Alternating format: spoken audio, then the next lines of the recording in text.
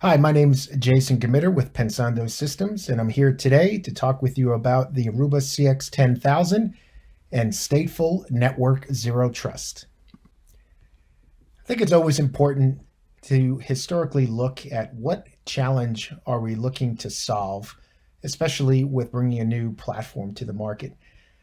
If we look historically around centralized segmentation approaches, customers would try to inject a centralized appliance or virtual appliance to implement some form of macro or zone based segmentation.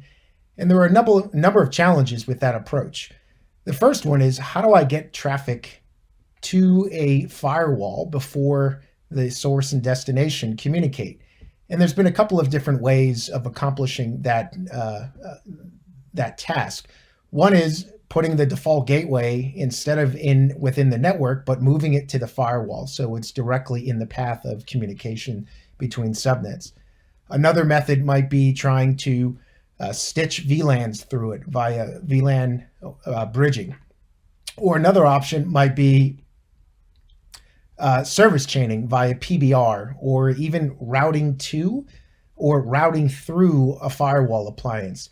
Obviously, very complex service insertion methodologies, let alone the latency that is incurred with traffic now tromboning through a centralized appliance, the additional bandwidth consumed across the fabric, as well as potential congestion on these links with everything now having to go through a central choke point. What we have here is a next generation data center fabric based on Aruba CX, specifically the Aruba CX10000 at the leaf or edge of this data center fabric. What we're also doing is we're distributing the stateful firewall function from a centralized approach to now a distributed approach. Now, behind every edge or leaf port is a stateful firewall in the path to make a stateful decision on whether or not those packets are allowed to enter or leave the data center fabric. Overall, this is going to improve the security posture of your data center. It's going to improve your application latency and performance by eliminating tromboning across your data center fabric.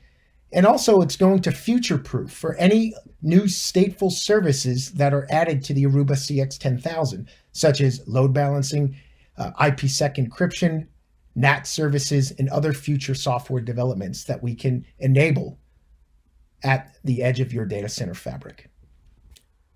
Well, now that we have a data center fabric built on Aruba CX switching and the 10K at the leaf or edge of the fabric, how is this environment managed? Well, that's done via Aruba Fabric Composer. It's a centralized orchestrator that allows us to, at day zero, build out a new fabric.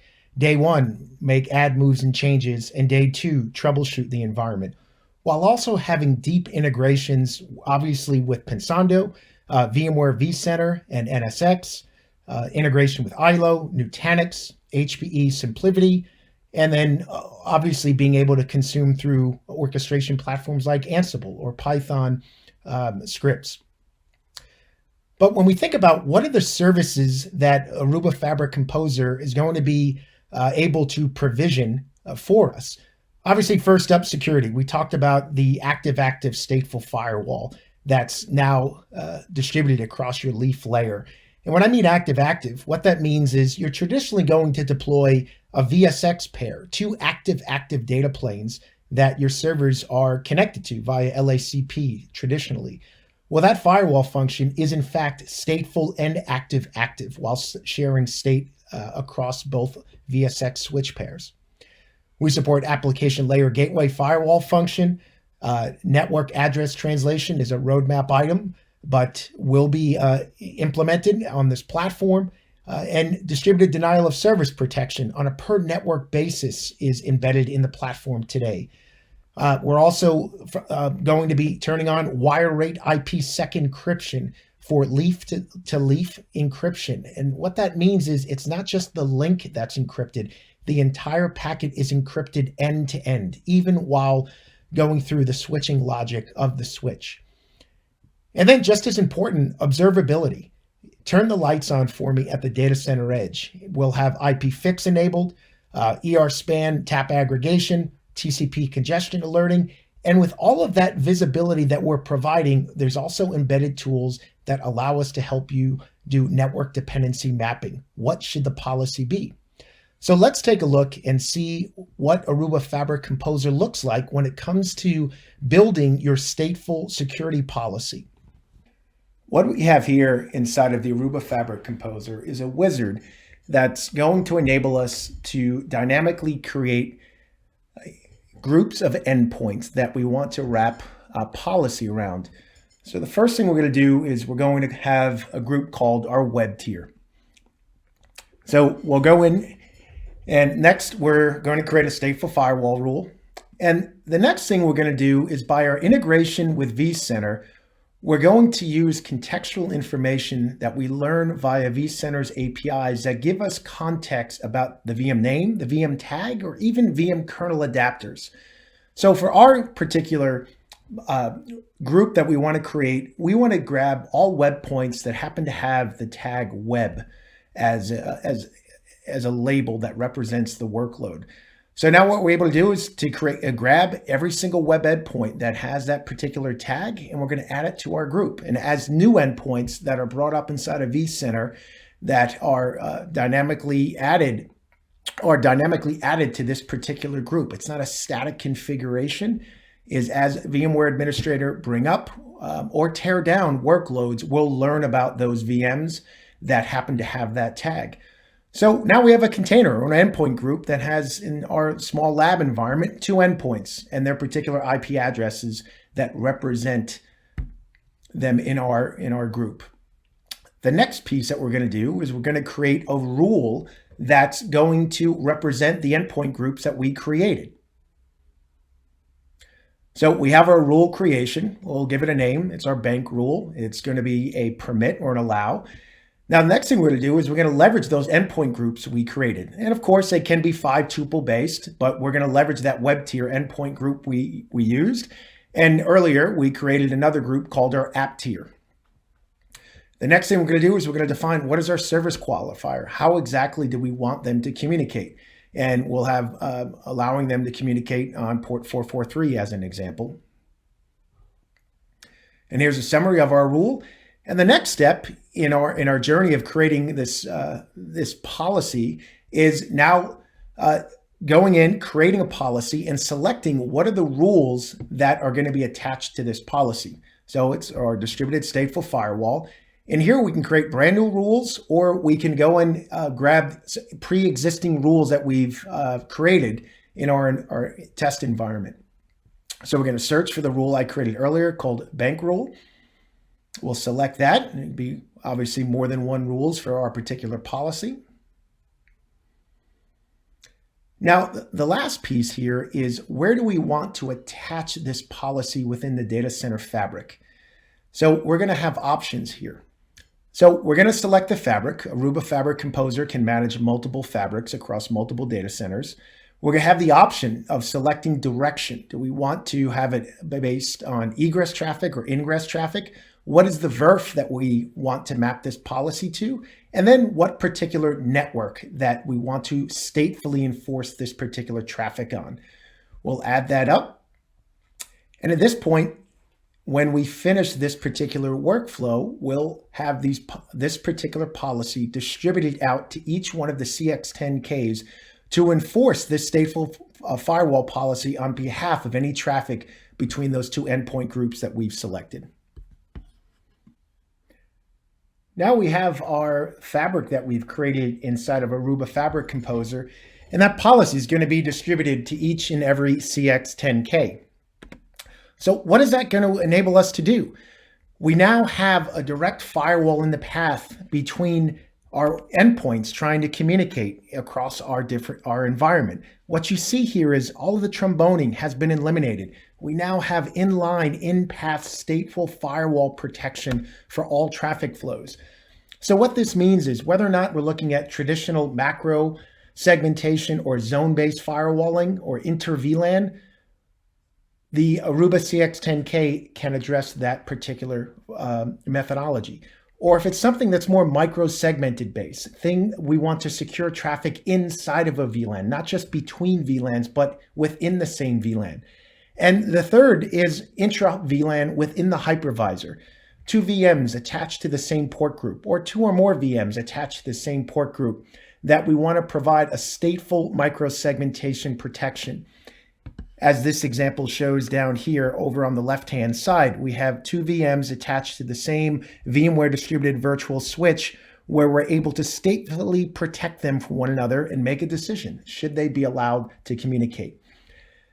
Now, we've eliminated that tromboning. We're generating firewall logs on behalf of all communications that's either permitted or denied, sending that to your existing SIM environment, and all centrally managed.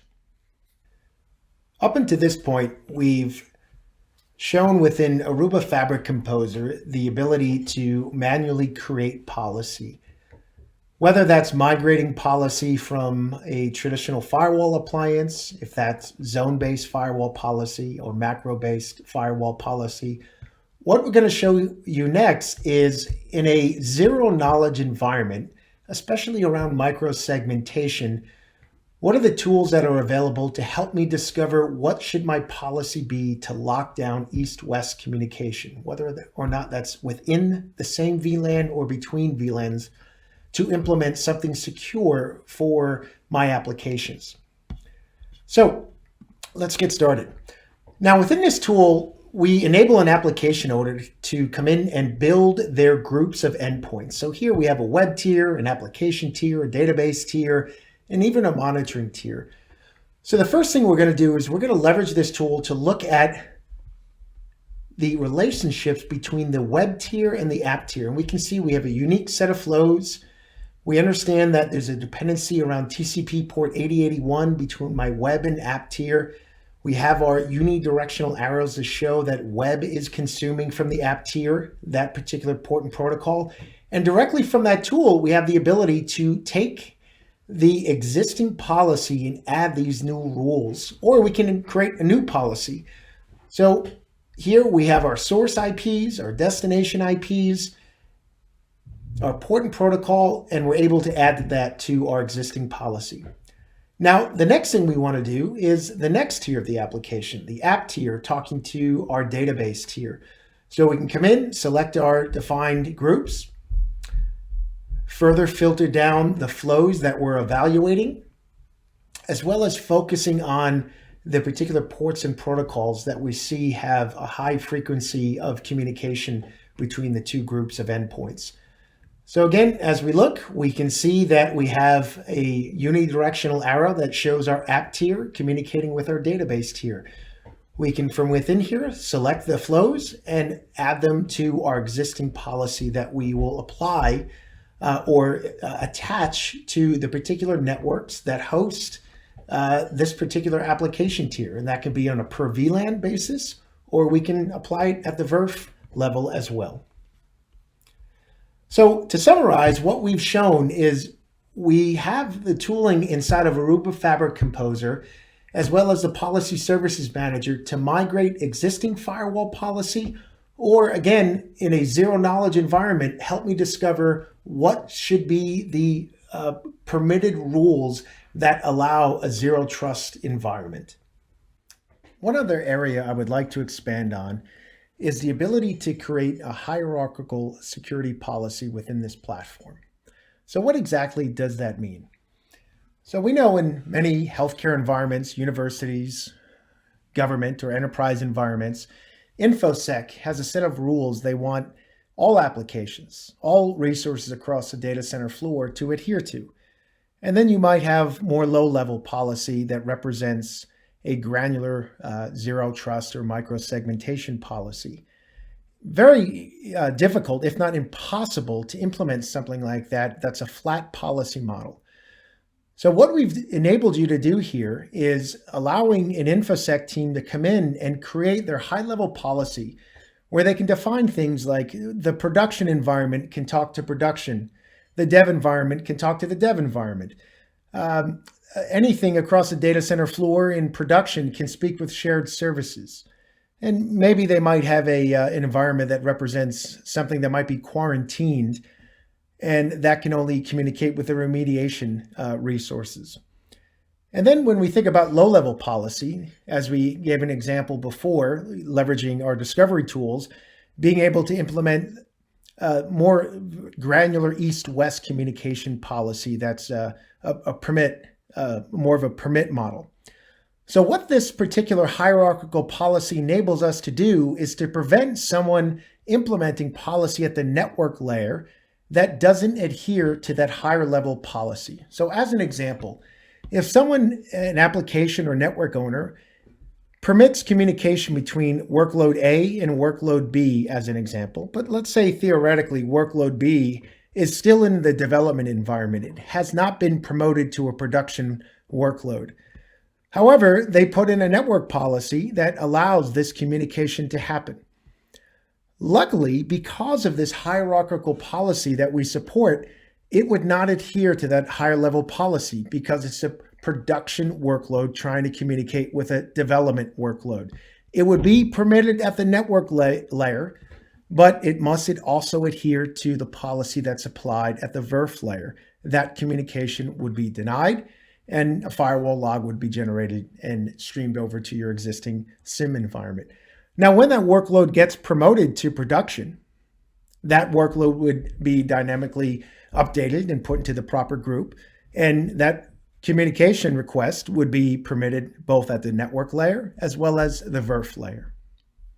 A great benefit that we are used to being able to implement in our traditional firewall vendor environments, but now within the network, we're able to implement this type of hierarchical model.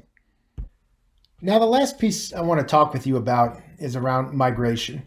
How do we start to inject the Aruba CX10K into your environment? So we'll take two approaches, a network approach and then a network and security migration approach. So first up, our network migration. We have a network lifecycle coming up. We need to add additional top-of-rack leaf switching, or we might need to replace legacy top-of-rack leaf switching. So we start to insert the Aruba CX10K. We can turn on the visibility functions, generating flow logs / firewall logs that represent communication patterns that are happening across our data center. And with that visibility, leveraging the network dependency mapping tool, we can start to discover policy to implement a true stateful zero trust policy for east-west communication within your data center. Now, the migration path, when we think about network and security migration, of course, step one is the same, whether it's a brownfield or greenfield environment, adding the Aruba CX10K to operate as a traditional leaf switch. And then if there's existing firewall policy, if it's zone-based or macro segmented based, we can start to migrate that over into this environment and attach it at the VRF layer, especially in a multi-VRF environment, being able to implement that zone or macro-based policy in the proper environment or proper compliance zone environment. And then lastly, again, leveraging that unique visibility, using the network dependency mapping tool, helping you discover what should that zero trust policy be for your environment. I want to thank everyone for attending today's session. And if there's any questions or comments, always feel free to reach out to me at my email address below. Again, thank you.